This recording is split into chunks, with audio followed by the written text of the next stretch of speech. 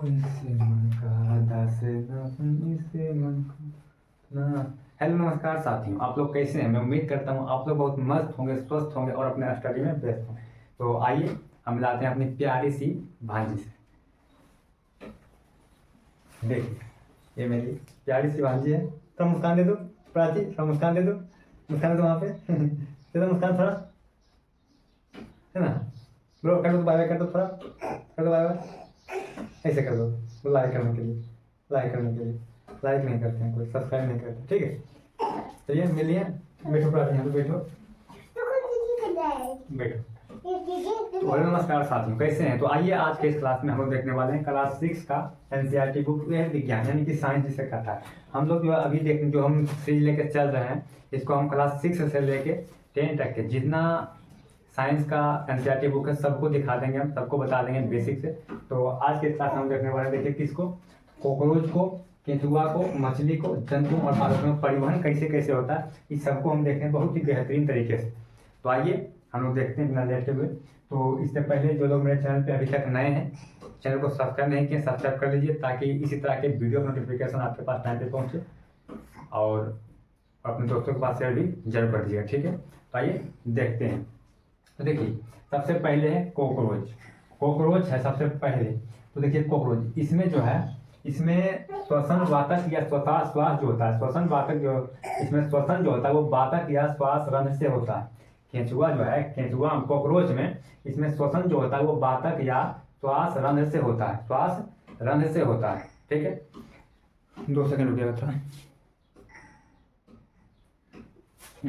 श्वास रंध्र से होता है। उसके बाद इसमें रक्त का रंग जो होता है हेमोसील के कारण, जो कॉकरोच का जो रंग जो होता है वो होता है सफेद। कैसा होता है? सफेद होता है। वो किसके कारण होता है? तो हेमोसील के कारण। इसमें रक्त का रंग जो होता है हेमोसील के कारण सफेद होता है। समझिए, 2 बात ध्यान रखिएगा। ये जो कॉकरोच जो सांस लेता है वातक या श्वास रंध्र से लेता है, उसके बाद इसका रंग जो होता है, खून का रंग, वो सफेद होता है। किसके कारण? तो हेमोसील के कारण। समझिए, आइए अब देखते हैं केंचुआ को। किसको? केंचुआ को। किसान का दोस्त, किसान का दोस्त किसे कहा जाता है? तो केंचुआ को। क्वेश्चन पूछता है कि किसान का दोस्त किसे कहा जाता है? वो है केंचुआ, केंचुआ को कहा जाता है, ठीक है? आइए देखिए केंचुआ में क्या होता है। यह त्वचा से सांस लेता है। ये केंचुआ है वो अपने शरीर के त्वचा से सांस लेता है, ध्यान दीजिएगा। उसके बाद इसका त्वचा आंद्र एवं श्लेष्मीय का प्रतीक होता है। इसका इसका त्वचा होता है वो आंद्र होता है एवं श्लेष्मीय का प्रतीक होता है। श्लेष्मीय का प्रतीक समझिए। आइए अब देखिए हम देखते हैं मछली को, ध्यान से देखिएगा, ठीक है? तो मछली को देखते हैं। मछली क्या है? तो मछली क्लोम जिसे कि हम गैस कहते हैं, गैस जिसे कि हम फेफड़ा कहते हैं। जो मछली जो है फेफड़ा से सांस लेता है। क्लोम गिल्स या फेफड़ा द्वारा सांस लेता है मछली। उसके बाद क्लोम में अधिक मात्रा में वाहिनियां पाया जाता है, वाहिनियां पाया जाता है जो इसे सांस लेने में मदद करता है ना? जो क्लोम जिसे कि हम फेफड़ा अभी जस्ट किया, तो फेफड़ा में होता है अधिक मात्रा में वाहिनियां। इससे क्या होता है कि उसे सांस लेने में मदद मिलता है। सांस लेने में क्या होता है? तो मदद मिलता है। उसके बाद देखिए अब है जलीय जीव में श्वसन दर तेज होता है। जलीय जीव में जो होता है वो श्वसन दर तेज होता है। अच्छा यहाँ पे आइए, अगर आपसे क्वेश्चन पूछ ले कि जलीय जीव में श्वसन दर किस तेज होता है, कि क्यों होता है? तो जल में ऑक्सीजन की कमी के कारण।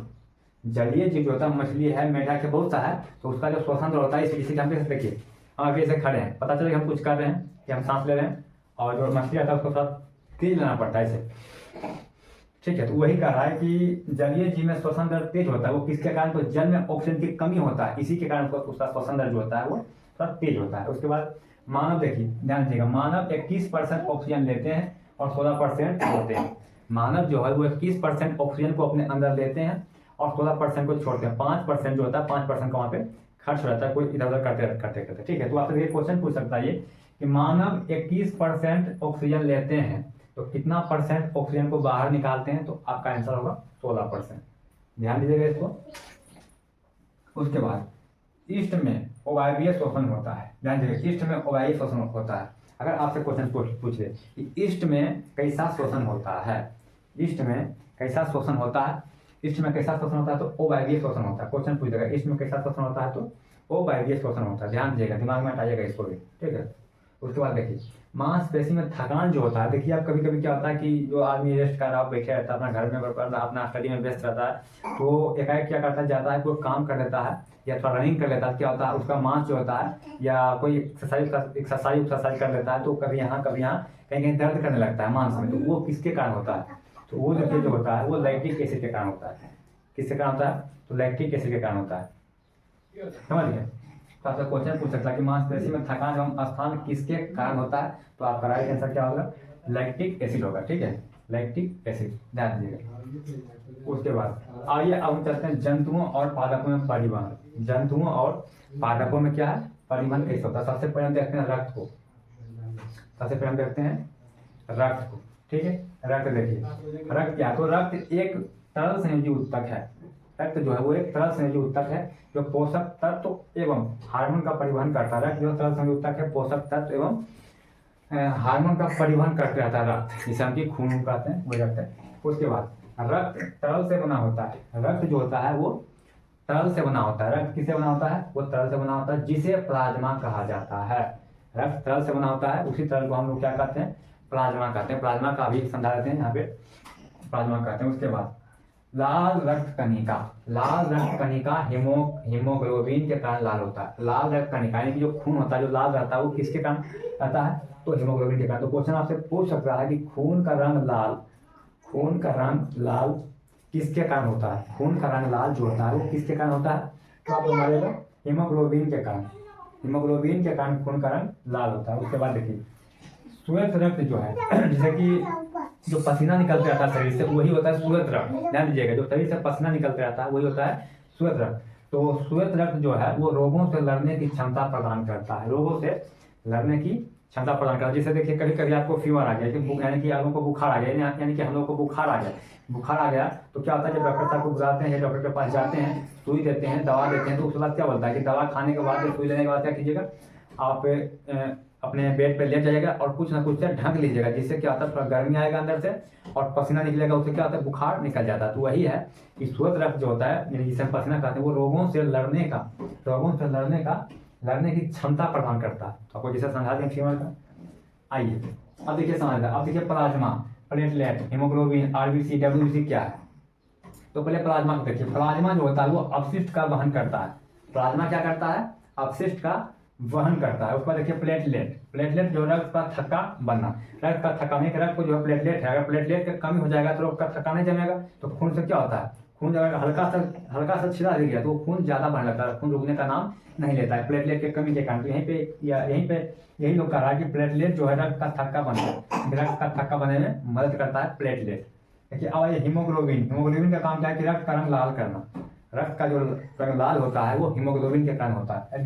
RBC, red blood circulation, RBC, जैसे कि हम लाल खून कहते हैं, तो 110 से लेके 120 दिन में वो खत्म होता है। 110 से लेके 120 दिन में वो खत्म होता है, परिवर्तन होता है, ठीक है, खत्म हो जाता है। और डब्ल्यूबीसी, जैसे कि अभी हम जस्ट बताए थे श्वेत रक्त है ना, श्वेत रक्त जिसको कहते हैं वो 8 से 10 दिन में वो खत्म होता है, वो बाहर निकल जाता है, खत्म हो जाता है, मानिए 8 से 10 दिन में। आइए अगर देख रही कितना आसानी से समझ गया। आप लोग इसको ध्यान से दिमाग में अटा रखिएगा। एक बात और बोलते हैं आप लोगों के पास, जो लोग अभी तक इस चैनल को सब्सक्राइब नहीं किए प्लीज सब्सक्राइब कर लीजिए, साथ साथ बेल आइकन को भी दबा दीजिएगा, ताकि इसी तरह के वीडियो का नोटिफिकेशन आपके पास टाइम पे पहुंचे। और अपने दोस्तों के पास शेयर अवश्य कीजिएगा। और एक और इम्पोर्टेंट छोटा सा बात, लाइक और कमेंट, ठीक है, कीजिएगा। आइए आगे देखते हैं, आगे और देखते हैं। देखिए समझ गए क्या बोले थे। उसके बाद देखिए थोड़ा सा देखिए यहाँ पे देखिए, अब कॉकरोच है, केंचुआ है, मछली है। कॉकरोच, केंचुआ, मछली, इसको देहाती भाषा में सबको क्या कहता है, बहुत लोगों को कंफ्यूजन होता है समझने में। तो देखिए यहाँ पे कॉकरोच है, कॉकरोच किसको, उसको देहाती भाषा में क्या कहते हैं, देहाती भाषा में तेलचट्टा। कॉकरोच को देहाती भाषा में तेलचट्टा कहते हैं, समझ गए, तेलचट्टा जो घर में घूमते रहता है। उसके बाद देखिए केंचुआ, केंचुआ को देहाती भाषा में चेरा कहते हैं। क्या बोलते हैं, चेरा, जिसे कि जोंक भी कहता है, चेरा हो गया या जोंक भी कहता है, ठीक है, जोंक, चेरा या जोंक भी कहते हैं। लेकिन जोंक होता है अलग तरीका का, जोंक का रंग जो होता है वो ब्लैक होता है, यानी कि काला होता है, लेकिन चेरा का रंग जिसे कि हम केंचुआ कहते हैं उसका रंग अलग होता है। उसके बाद देखिए अब मछली देखिए बहुत तरीके का होता है। मछली जो होता है वो बहुत तरीके का होता है। और मछली को देहाती भाषा में किस नाम से जाना जाता है उसको बोलते हैं, ठीक है, देहाती भाषा में देखिए कहता है गरई, है ना, गरई भी कहता है देहाती भाषा में। और पट्ठा भी कहता है ना, पट्ठा भी कहता है देहाती भाषा में। मांगुर देहाती भाषा में कहता है मांगुर। और सांप नहीं कहता है कि सांप जैसा सांप नहीं कहता है, सांपा वाला मछलिया नहीं कहता, सांपा वाला मछलिया जो कि थोड़ा इतना लंबा रहता है और बहुत इतना रहता है, सेम टू सेम हमारी को सांप ही रहता है, सांप ही जैसा रहता है, ऐसे करके चलता है पानी में, सांप मछली होता है। एक देखिए होता है गैंचिया, जिसको कि गैंचिया कहता है, और इतना को रहता है, कभी इतना रहता है, उसका दोनों तरफ मुँह जो होता है दोनों तरफ होता है, इधर भी आगे भी पीछे भी, सेम टू सेम रहता है, नोक इतना निकला हुआ रहता है, इसको हम गैंचिया कहते हैं। ठीक है, आइए आगे देखते हैं। अब देखते हैं, देखिए मानव में उत्सर्जन, मानव में उत्सर्जन को देखते हैं। तो देखिए पहले, सबसे पहले मानव में उत्सर्जन अंग जो होता है वो बीरकक होता है। बीरकक क्या है? जैसे कि किडनी कहते हैं, किडनी जो कि हमारे शरीर में किडनी, 2 किडनी होता है, तो मानव में उत्सर्जन अंग जो होता है वो बीरकक यानी कि किडनी होता है। बीरकक यानी कि किडनी, प्राशन, ओस्मोसिस।